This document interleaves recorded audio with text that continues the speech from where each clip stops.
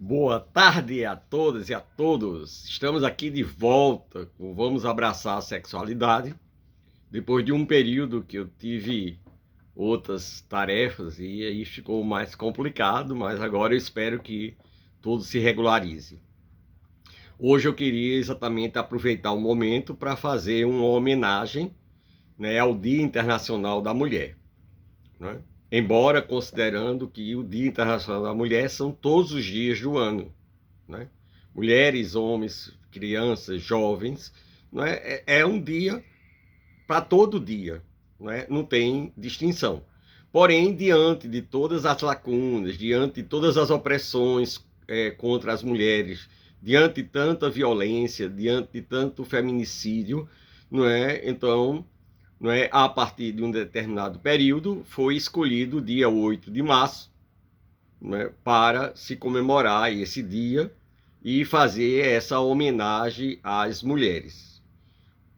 Muitas coisas foram mudando ao longo desses séculos e ao longo da vida, não é? E não podemos mais contextualizar a mulher, não é, em total repressão. Porém, a gente diz que ainda continua uma repressão que, na maioria das vezes, elas são camufladas, elas são subliminares, elas são subentendidas.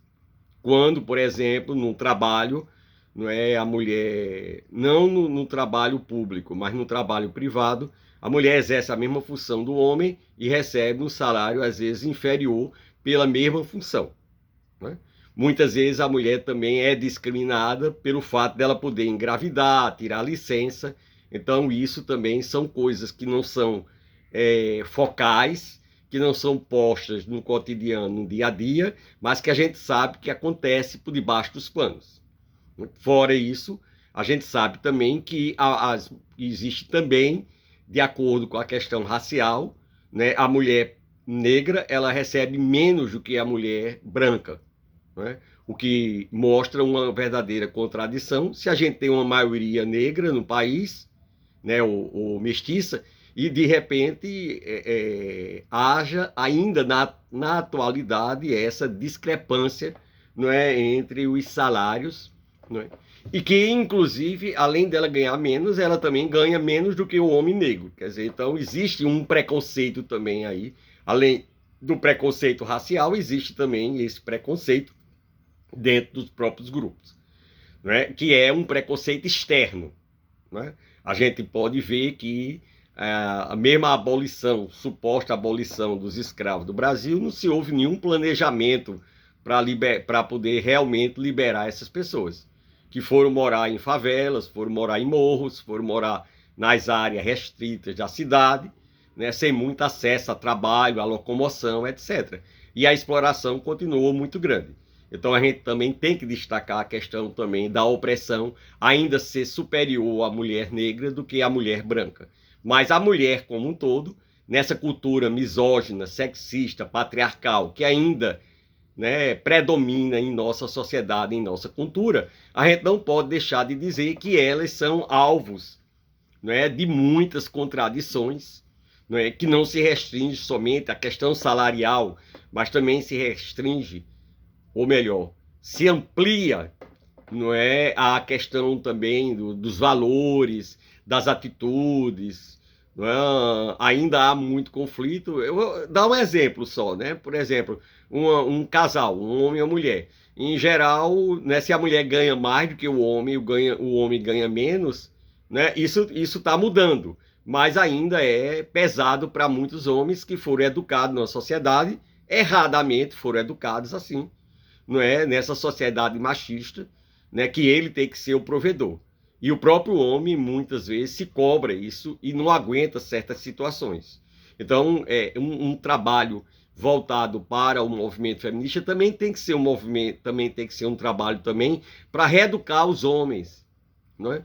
E que é importante a colaboração das mulheres que têm tido várias conquistas a partir do movimento hippie, a partir da pílula, a partir do controle do seu corpo, através do empoderamento, né? Então, isso tudo tem levado, né, as mulheres a alcançarem um pico muito grande, não é, no mercado de trabalho, na sociedade, não é, fora o trabalho que era só o trabalho de dona de casa e o trabalho de criar as crianças e cuidar do marido. Isso tem melhorado muito, efetivamente, as mulheres têm crescido, têm se empoderado, mas a gente ainda vê pouca participação do universo masculino no trabalho com essas mulheres. Então, às vezes, ela tem tripla jornada de trabalho, porque trabalha na rua e também trabalha em casa.